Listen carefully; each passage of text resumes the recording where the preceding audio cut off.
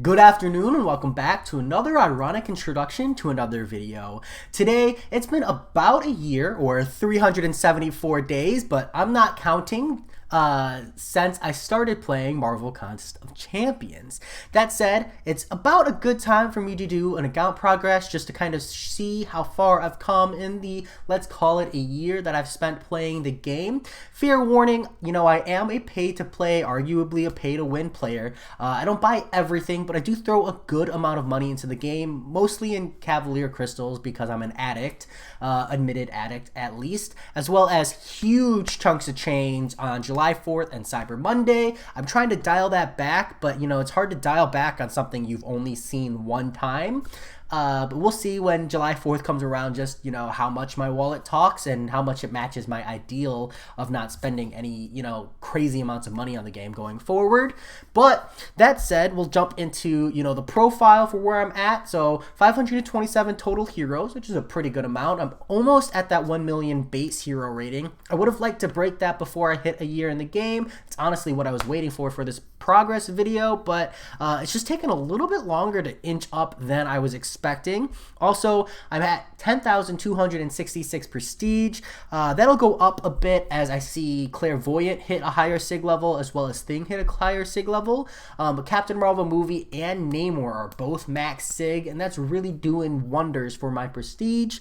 And I know I'm a pay-to-play player, but keep in mind that I'm also like a hardcore arena grinder. If you've ever hung out with me on my MCOC and Chill videos, I've done 88,381, which for kind of perspective is 236 fights a day that I've won in arena. And I'm not the greatest player, so you can probably add a good 20 or 30% for all the fights I've lost, because I do that a little more frequently than I should. But overall, I'd say pretty damn good as far as an account goes. Even from a pay-to-play perspective, I've made a lot of progress in a relatively short period of time.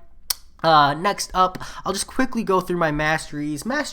I've always been a Suicide Mastery player pretty much since I started playing the game. I invested in Suicide Mastery super early because I knew I was going to be an intense arena grinder and I wanted that value. So here you can see, I'm running the max precision, max cruelty. People, sometimes they run one less point in one of these. I forget which one, but I like running 5 and 5. I just like seeing the even number there. I do run full suicides and 1 point in despair because that's honestly just all I could afford. But I do have 2 points of despair unlocked, and I do intend to unlock deep wounds when I go to push Abyss of Legends to help out Nick Fury in the fights that I'll use him on.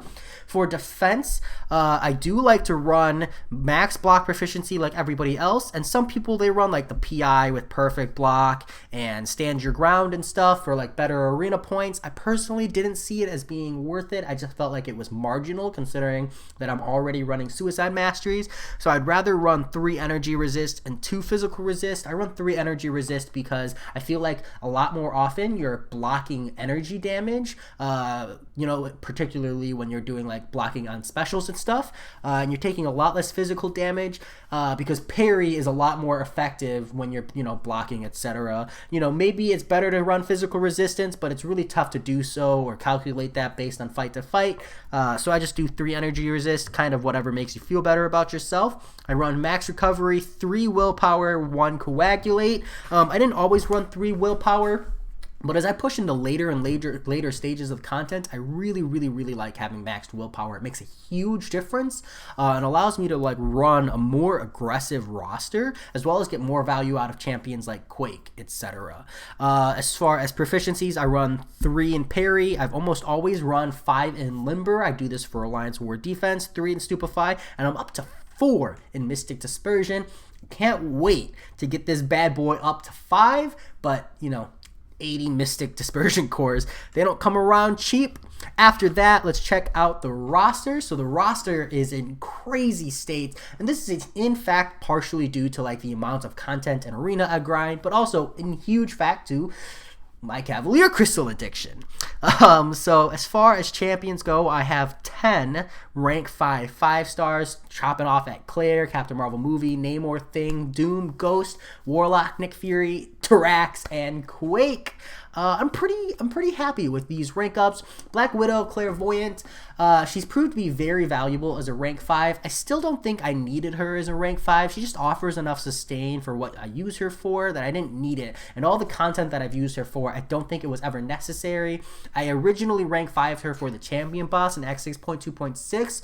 Kabam has since bug fixed it because technically she doesn't do any damage. So while she still will work for that fight, she's not as easy of a use in that fight going forward. So I'll probably use someone else in the future. I have a good amount of other like rank 5 stars that are worth mentioning, but like, you know, I don't think there's any crazy questions at my roster of like, oh, why did you rank 5 that 5-star? They're all pretty solid, except for maybe Tarax. I know a lot of people like eyeball him and they're like, Tarax, rank 5?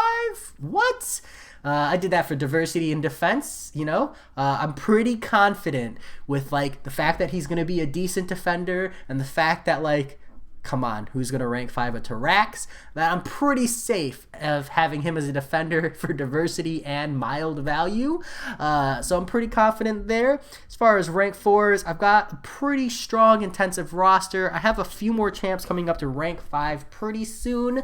But I know Human Torch will go up to rank 5, and then I'm debating between like Colossus, Havoc, Sunspot, and Archangel, and maybe Old Man Logan, eyeballing him for my next rank 5 mutant as well, because I have some resources there. But the roster on the 5-star part is getting pretty extensive. I'm just missing like Omega Red, who I really want as a 5-star.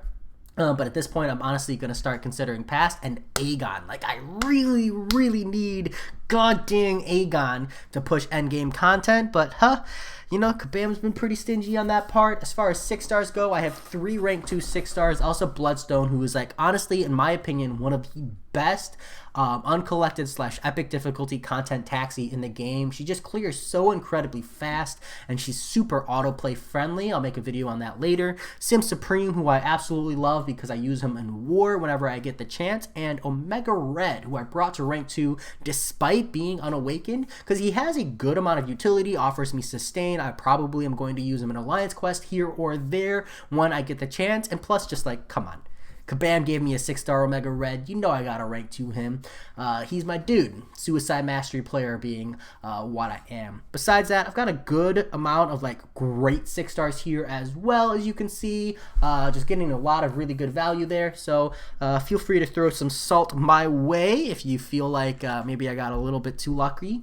As far as like actual upgrade resources, I still have a 5-star generic awakening gem and a 5-star mutant one that I'm sitting on. The generic I'm specifically saving for Aegon. The mutant is probably going to go into my next rank 5 mutant, if not like Archangel just for giggles. But I'll hold on to that until I actually rank 5 a mutant, and then I can do all the sigging up at the same time. I've got 2 for Science, 1 for Cap Infinity War, and 1 for Human Torch. But again, same deal. I don't use these until I absolutely need to, because if I'm not using the champion with their awakened ability, then there's no point in dumping the resources in, and I'd rather just hold it. I know it's weird to have it just sitting in my loot box like this, but I just honestly rather dupe the champion and then be like, oh, I guess I'll just hold on to that awakening gem for, gosh, who knows how long. As far as signature stones, I've got a pretty good amount of 5-star ones just in the generic, and I've got a heck ton of 6-star ones. I got all these 6-star ones from the Cyber Monday deal when I chose the, or maybe it was the July 4th deal. One of those two, I chose the 6-star 6 stones instead of the 5-star ones. And you know what? I'm still okay with it. I know it's weird to be like, hey, why did you spend all those units just to be sitting on the 6-star 6 stones? And the truth is, one day these will have value, and I'll be so glad that I have them. And for now, well, they just sit there. I'm okay with taking that long-term investment. That's fine by me. A decent chunk of 6 stones, namely these huge amount of 5-star 6 stones for Aegon in this skill category. And then notably, what I really want to point out here is like this 4 to 5 gem. This is how I'll be bringing up my next mutant. Feel free to let me know what you think about between the Havoc, the Colossus, the Archangel, and the Sunspot on. Like maybe you want to put input on who I should rank 5 next. If not, I'll probably just ask people in general. And then last, as far as what I've got going on in the game is static progression. So I've made really good pushes on the variants. Variants 2 through 4 completely explored, a variant 3 exploration guide done as well. I want to do an exploration guide for variants 2 and 4, but those two are just huge projects I'm not ready to take on yet. I'll get there eventually, just not yet.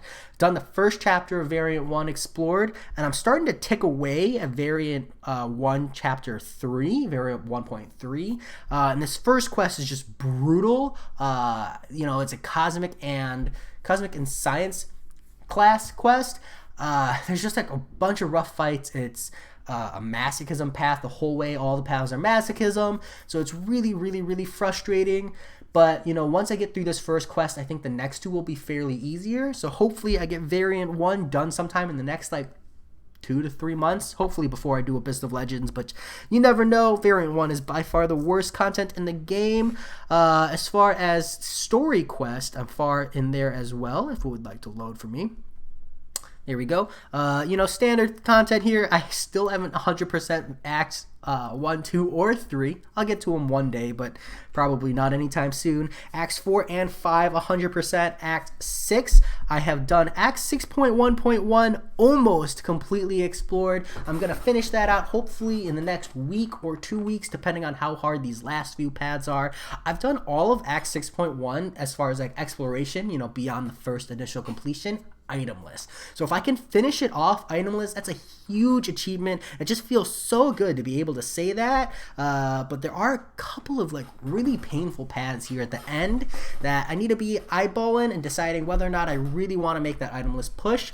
And then I start moving into 6.2, etc., because I have done a completion of 6.2, 6.3, and 6.4, but I haven't done any additional paths.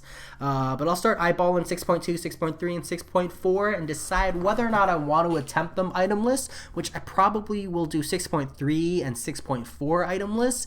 But 6.2 has a lot of brutal peasant gates where even as a pay-to-play player, I'm like, damn, these are some rough gates.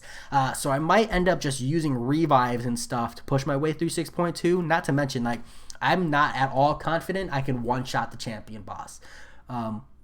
Not even remotely confident.